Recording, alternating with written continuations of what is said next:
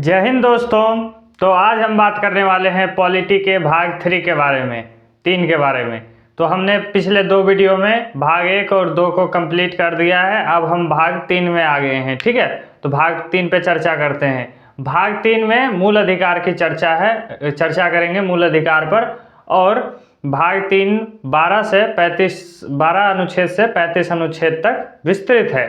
तो देखते हैं मूल अधिकार कहाँ से और कहाँ के संविधान से प्रभावित है। तो हमारा जो मूल अधिकार पर प्रभाव है वो अमेरिकी संविधान का है। ठीक है, अमेरिकी संविधान का प्रभाव है। तो ऐसे भी क्वेश्चन आता है कि हमारे संविधान में, भारतीय संविधान में मूल अधिकार कहाँ से लिया गया है, तो अमेरिका के संविधान से।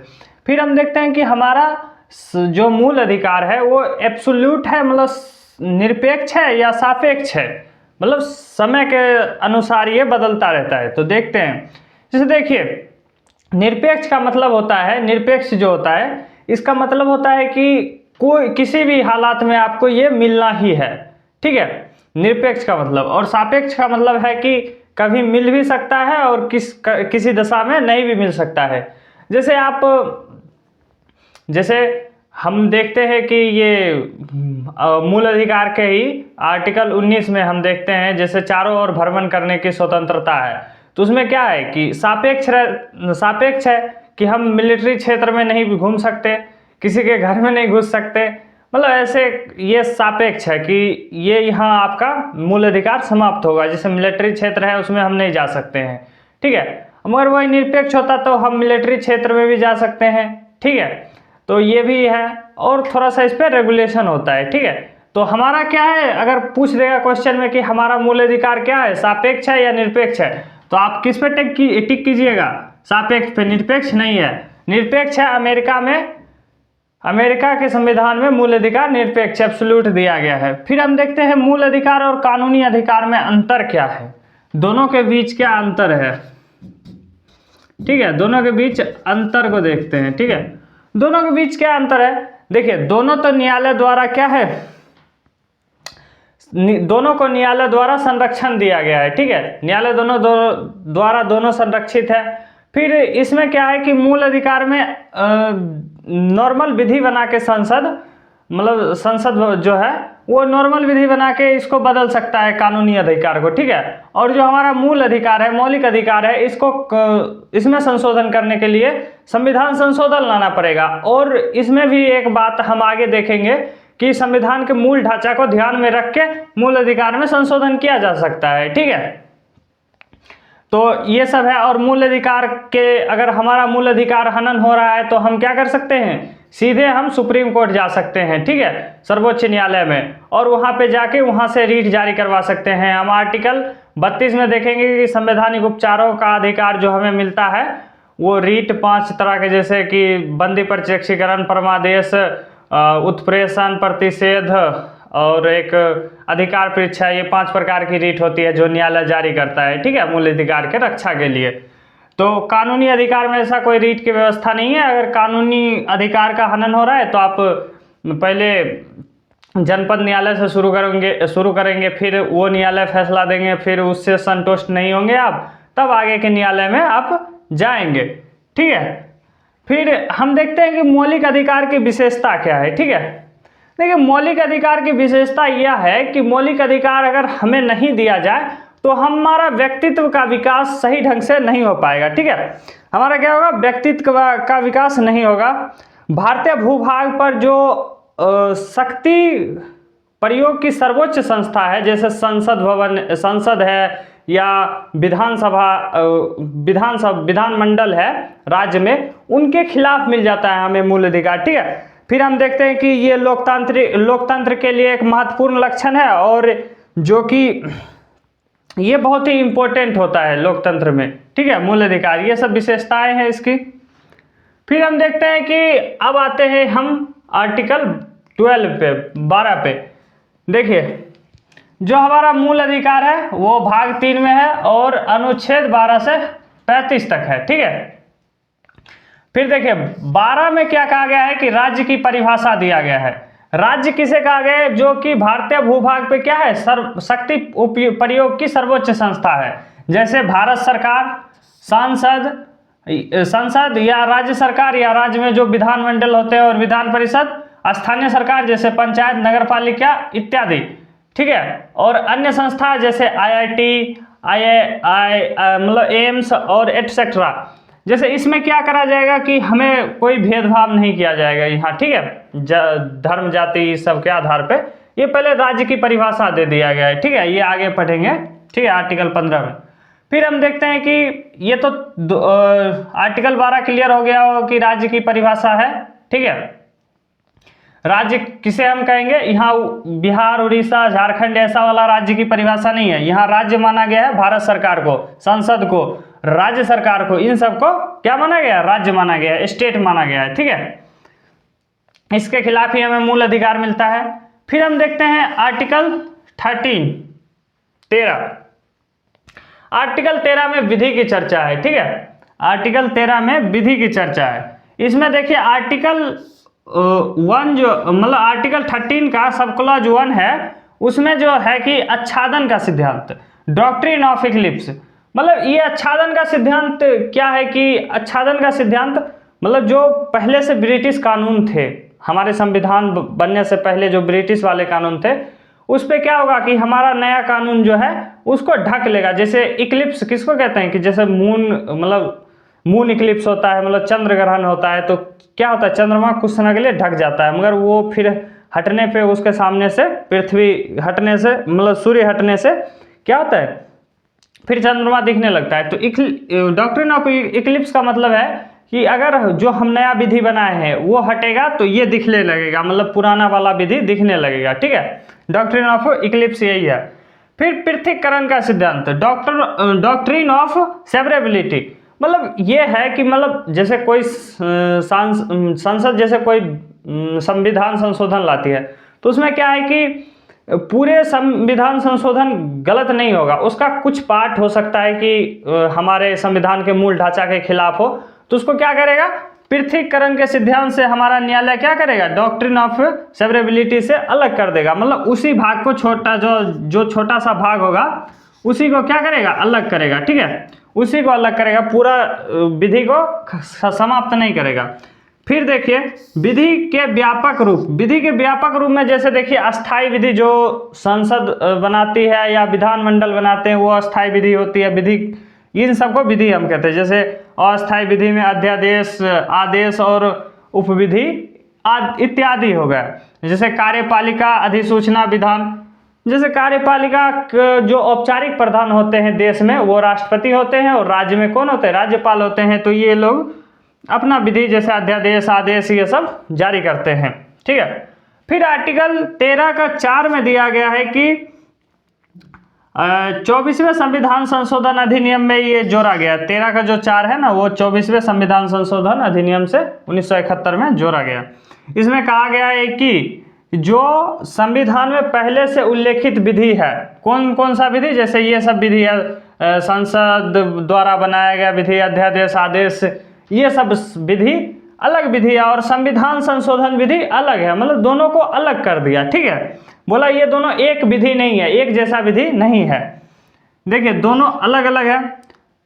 फिर क्या हुआ कि केशवानंद भारती में मान लिया गया क्या बाद में कि ये दोनों एक ही विधि है, और संविधान संशोधन विधि और नॉर्मल विधि जो अध्यादेश, आदेश और संविधान मतलब संसद जो विधि बनाती है वो सब एक ही है। और बोला कि मूल अधिकार में संशोधन किया जा सकता है, मगर संविधान का इसमें क्या दिया गया, संविधान के मूल ढांचा का मतलब प्रतिपादन किया गया, ठीक है, कि मूल ढांचा के खिलाफ कोई भी विधि नहीं होना चाहिए। आप फैक्ट के लिए याद मतलब तथ्य याद कर सकते हैं कि ये केस शुरू हुआ था 31 अक्टूबर 1972 को। और अब हम देखते हैं अनुच्छेद 14, ठीक है। अनुच्छेद 14 में क्या है वो देखते हैं। देखिए अनुच्छेद 14 को देखने से पहले हम ये समझ लेते हैं कि मूल अधिकार हमारे कितने हैं। मूल अधिकार हमारे पहले 7 थे, अब 6 हैं। उसको मैं यहाँ पे लिखा नहीं हूँ, ऐसे बोल देता हूँ। समानता का अधिकार, स्वतंत्रता का अधिकार और शोषण के विरुद्ध अधिकार, फिर धार्मिक स्वतंत्रता का अधिकार और संपत्ति का अधिकार, फिर संवैधानिक उपचार का अधिकार, ये सब अधिकार है हमारे संविधान में। तो हम देख रहे हैं समानता का अधिकार। समानता का अधिकार अनुच्छेद 14 से 18 के बीच में है, ठीक है। तो अनुच्छेद 14 से 18 तक है, ठीक है, समानता का अधिकार। फिर हम देखेंगे स्वतंत्रता का अधिकार, ठीक है, फिर उससे आगे देखेंगे, ठीक है। फिर देखिए समानता का अधिकार अनुच्छेद 14 से 18 है, और अनुच्छेद 14 क्या कहता है?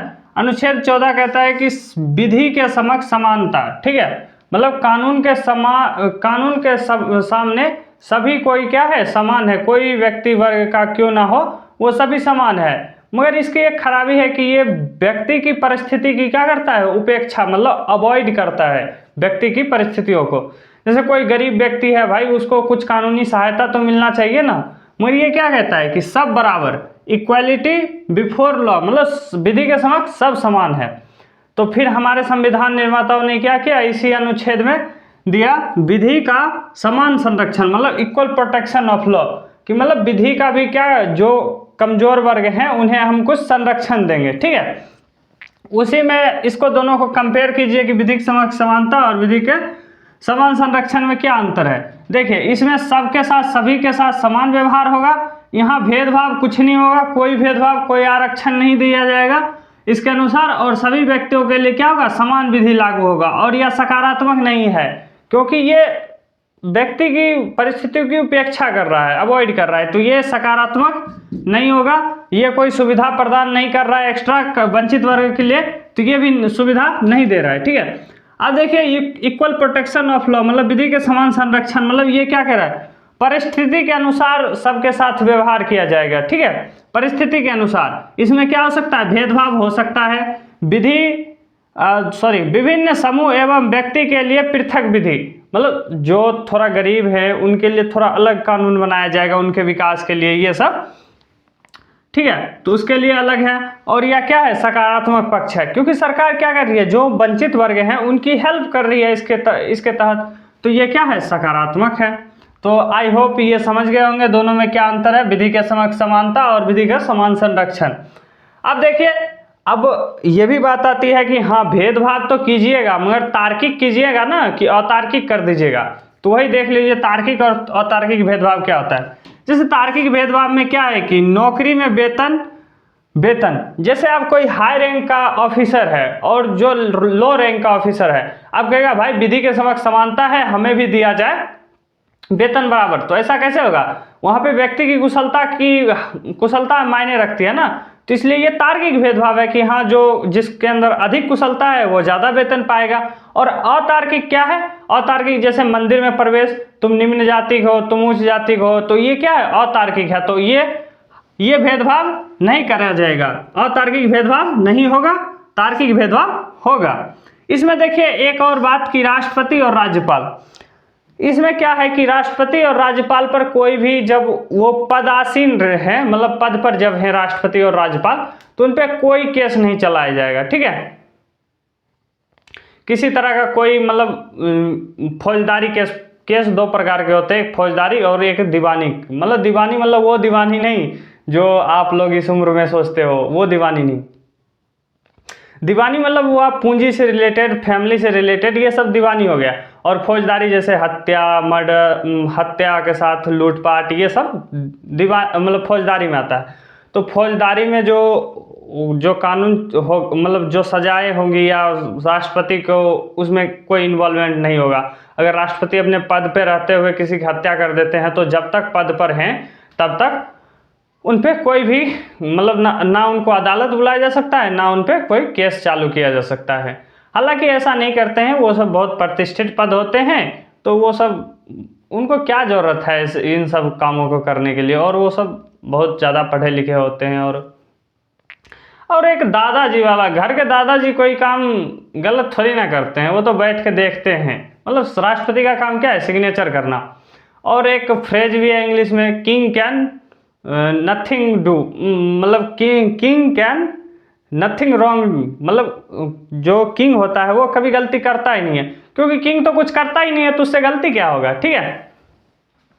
तो वही है कि राष्ट्रपति और राज्यपाल को इसमें क्या है, विधि के समक्ष समानता में थोड़ा सा छूट दिया गया है कि इनके ऊपर फौजदारी कानून मतलब मुकदमा नहीं चलाया जा सकता, मगर दीवानी चलाया जा सकता है। मान लीजिए राज्यपाल हैं, उनकी अपनी बीवी से कोई रिलेटेड झगड़ा हो गया, या उनके भाई हैं, उनके साथ संपत्ति का झगड़ा हो गया, तो वो केस चल सकता है, मगर फौजदारी केस नहीं चलेगा, उन्हें न्यायालय नहीं बुलाया जाएगा। ठीक है, अब आते हैं हम अनुच्छेद 15 में। ठीक है, अनुच्छेद 15 कहता है कि जाति, धर्म, मूल, वंश, जन्म स्थान, इन सब के आधार पर भारत के किसी भी नागरिक को कोई भेदभाव के साथ कोई भेदभाव नहीं किया जाएगा। ठीक है, तो फिर अब थोड़ा जो हमारे भीमराव अंबेडकर साहब थे वो ये सब देख चुके थे कि भेदभाव कैसे होता है। उनको जैसे स्कूल में बरामदे से बैठ के पढ़ना होता था, मतलब सामान्य बच्चों के साथ नहीं बैठाया जाता था उनको, तो वो सब देखे थे कि कैसे होता है, जैसे कुएं तालाब पर भेदभाव होता था। तो इसलिए थोड़ा हमारे संविधान निर्माताओं ने डिटेल में लिख दिया कि हाँ ऐसे ऐसे इन सब जगहों पे भी भेदभाव नहीं होगा। तो वही हम अनुच्छेद 15 में देखते हैं। ठीक है, अनुच्छेद 15 में फिर 15(1) में लिखा गया है केवल, ध्यान से देखिए, केवल धर्म, मूलवंश, जाति, लिंग और जन्म स्थान के आधार पर कोई भेदभाव नहीं होगा। मगर यहाँ पे कौन सा भेदभाव हो सकता है? शैक्षिक योग्यता और शारीरिक क्षमता। जैसे आप फौज में बहाल होना चाहते हैं, फौजी बनना चाहते हैं, तो उसके लिए आपका शरीर थोड़ा मतलब जो हाइट होता है या जो वेट होता है वो सब मायने रखता है, तो उसके आधार पर भेदभाव किया जा सकता है। अब शैक्षिक योग्यता, आप कोई बड़ा मतलब ऑफिसर बनना चाहते हैं तो उसके लिए शैक्षिक योग्यता होना चाहिए। ठीक है, तो ये 15 का 1 कहता है। फिर 15 का 2 क्या कहता है? विभिन्न स्थानों पर भेदभाव पर प्रतिबंध। अब यही मतलब हमारे संविधान निर्माताओं ने ना सब देखे थे तो कहाँ कहाँ होता था, तो उसी को डिटेल में लिख रहे हैं। फिर 15 का 2 हम बोल रहे हैं कि जो सड़क और होटल और स्नान घाट, कुआं, तालाब इत्यादि सार्वजनिक स्थान पर ये सब प्रतिबंध रहेगा। क्योंकि आप लोग एक कहानी सुने होंगे कि एक होटल था, उसमें उसके दरवाजे पे लिखा था कि इंडियंस और कुत्ते अलाउ नहीं है, तो वो सब देखे हुए थे हमारे संविधान निर्माताओं ने, तो इसीलिए यहाँ डिटेल में लिख दिया कि इन सब जगहों पर भेदभाव नहीं होगा। ठीक है, अब ये सड़क, जैसे सड़क जो मंदिर के आसपास के सड़क होते थे वहाँ निम्न जातियों को नहीं चलने दिया जाता था, तो वो सब देखे थे तो लिख दिए, इन सब के आधार पर भेदभाव नहीं होगा। फिर 15 का 3 कहता है कि तार्किक भेदभाव। अब देखो 15 के 3 से क्या होगा? आप तार्किक भेदभाव करना शुरू करेगा राज्य। ठीक है, तार्किक भेदभाव में जैसे राज्य महिला एवं बच्चों के उत्थान के लिए विशेष उपाय करेगी। अब बच्चों के लिए जैसे 2004 में सरकार ने 6 से लेकर 14 वर्ष के बच्चों के लिए मुफ्त शिक्षा का प्रावधान किया। जैसे दिल्ली आप कभी आइएगा तो दिल्ली में क्या होता है कि महिलाएं जो डीटीसी के बस हैं उसमें फ्री ट्रैवल करती हैं, मतलब कोई टिकट की ज़रूरत नहीं होती। तो ये महिलाओं को और बच्चों को उत्थान के लिए सरकार काम करेगी। ठीक है, फिर आगे है कि पिछड़े वर्ग के लिए विशेष प्रावधान, इसमें अनुसूचित जाति और जनजाति।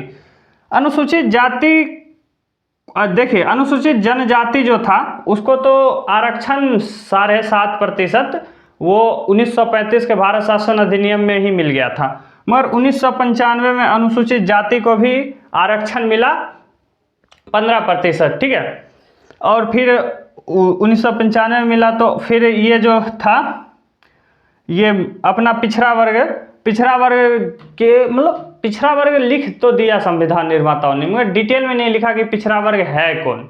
अब फिर उसके लिए आयोग गठन हुआ, मंडल आयोग का गठन हुआ। तो मंडल आयोग बोला कि जो पिछड़े वर्ग हैं, मतलब पिछड़ी जाति बराबर पिछड़ा वर्ग, मतलब जो पिछड़ी जाति हैं समाज में वही पिछड़े वर्ग हैं। तो फिर इसी का जो रिपोर्ट आया उसके आधार पर बीपी सिंह की सरकार थी उस समय, तो उन्होंने 1990 में 27% आरक्षण उनको भी दे दिया।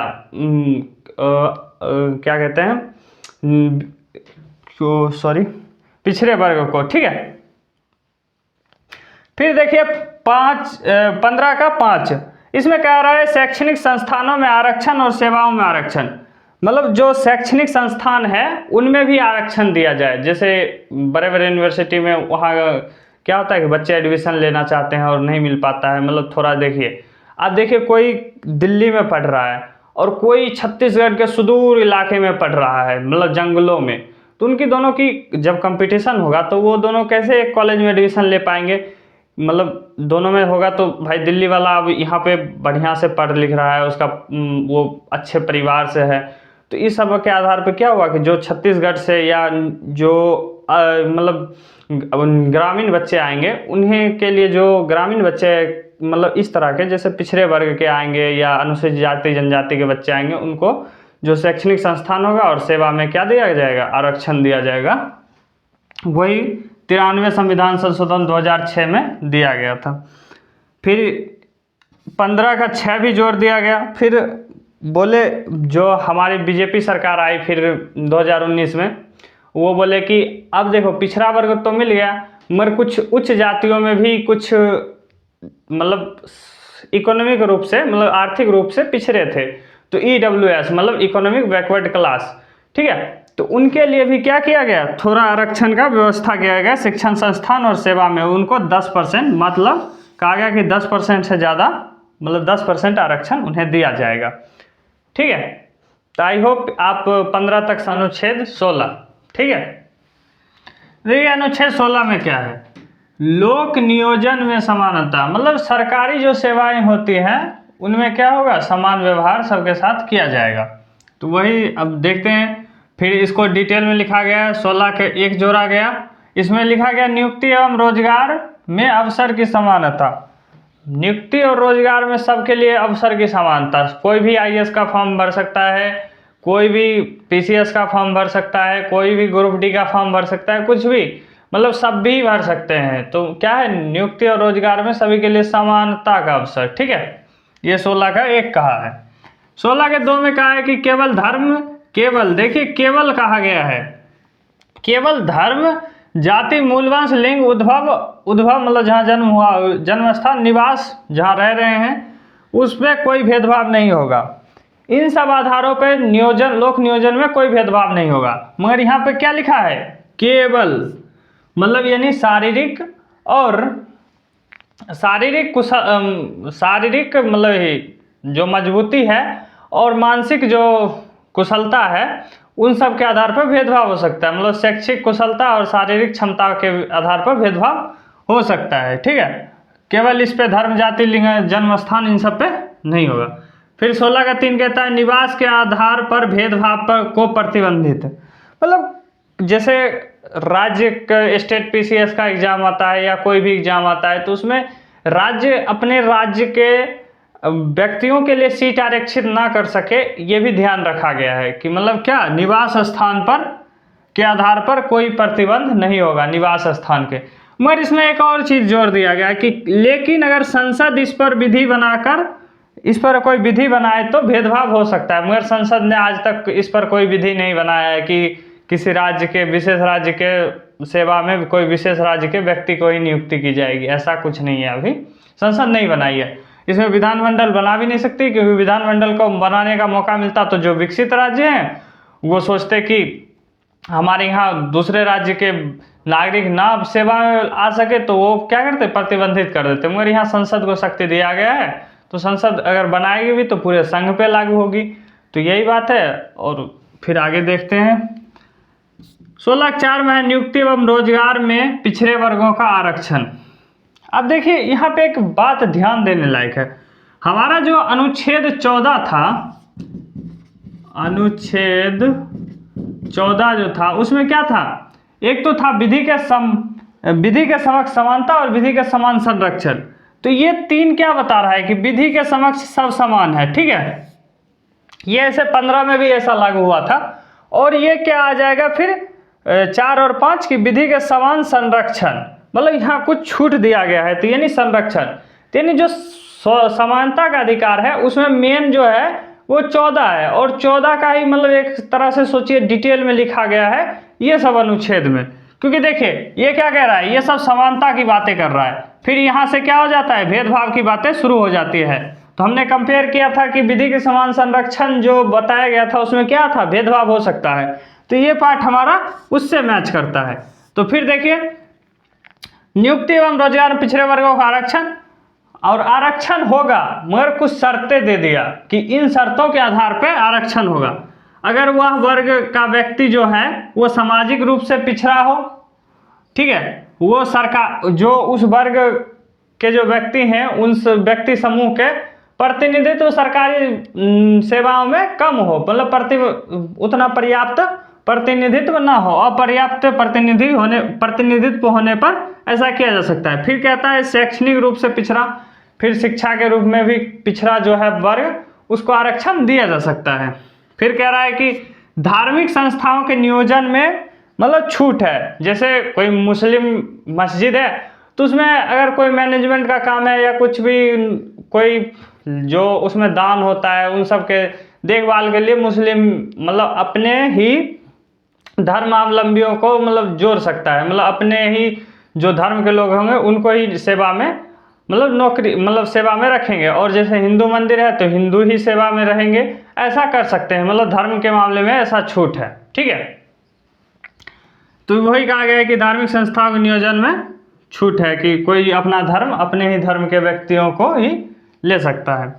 फिर आते हैं हम अनुच्छेद 17। अनुच्छेद 17 कहता है अस्पृश्यता का अंत, मतलब छुआछूत का अंत। इसमें है कि सभी को अवसर की समानता दिलाना है, सभी को अवसर की समानता तो दिलाना ही है। फिर कह रहा है किसी का विशेष अधिकार नहीं होगा, किसी का मतलब विषमता भी नहीं होगा, किसी के बीच विषमता नहीं होगा। पहले अंग्रेजों के ज़माने में क्या था कि राय बहादुर की उपाधि मिलती थी, लॉर्ड की उपाधि मिलती थी, नाइटहुड की उपाधि मिलती थी, ठीक है। तो ये सब उपाधि देते थे कि हाँ ये तमगा देते थे, तो मगर ये सब क्या किया गया, अनुच्छेद 17 में इन सबको खत्म कर दिया गया, सबको समानता का अवसर प्रदान किया गया है, ठीक है। और अस्पृश्यता इसी के आधार पे अब खत्म करने की तो बात की गई है, मगर उस पर संविधान अब विधि बनाएगी, संसद विधि बनाएगी उसको लागू करने के लिए, तो वही विधि बनाई थी अस्पृश्यता निवारण अधिनियम 1955 में, ठीक है। फिर इसी में थोड़ा सा संशोधन करके इसका नाम बदल दिया गया सिविल अधिकार संरक्षण एक्ट 1976, जिसमें क्या किया गया है कि अगर कोई व्यक्ति किसी व्यक्ति के साथ सार्वजनिक स्थान जैसे कुआं, सड़क, तालाब, स्नान घाट या जैसे होटल हो गया कि कोई रिसोर्ट हो गया, उन सब जगह पर अगर कोई अस्पृश्यता करता है तो उन्हें 2 वर्ष की सजा होगी, ठीक है। और इसमें एक और बात है कि जो व्यक्ति दूसरे व्यक्ति के खिलाफ जाएगा उनको सबूत नहीं देना पड़ेगा कि ये मेरे साथ अस्पृश्यता का व्यवहार किया है, बल्कि जो जिस व्यक्ति को कहा गया है कि ये मेरे साथ अस्पृश्यता का व्यवहार किया है उसे सबूत देना होगा क्या कि मैंने ऐसा नहीं किया है, ठीक है। ये भी बात इसमें कही गई है। अब हम अनुच्छेद 18 को देखते हैं। अनुच्छेद 18 में कहा गया है कि उपाधियों का अंत। उपाधियों का अंत में क्या कहा गया, राज्य उपाधि नहीं देगा।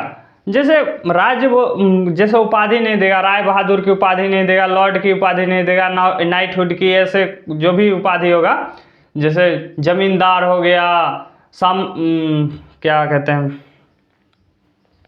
बहुत सारा उपाधि था ना, दीवान का, मतलब ऐसे ही कुछ कुछ दिया जाता था पहले के जमाने में।